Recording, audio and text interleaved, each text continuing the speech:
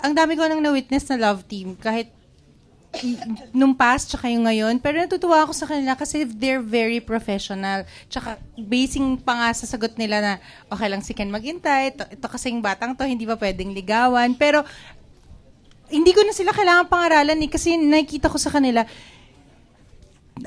sobrang bait nilang bata. As in, they never complain kahit napagod, pulang tulog. So, dito lang tayo. Ives, makinig Hindi, ka. mababait Ives, talaga makinig silang ka, bata. Ives. I know baka parang baka isipin nyo showbiz yung sagot ko, pero hindi talaga. I've worked with Ken in the past. He's never changed. He's still the same good guy. And si Liza, nakatrabaho ka rin dati kahit sandali lang, pero nakakatuwa silang kasama kasi nakaka-proud na nakikita ko sila in spite of their success. Sobrang ano pa rin sila sa lupa, and talaga yung pagtrabaho-trabaho. Walang hanky-panky, walang ganun. Super.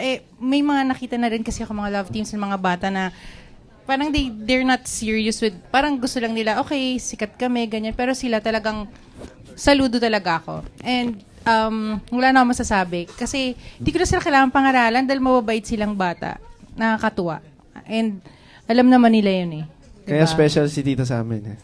Special. Special din.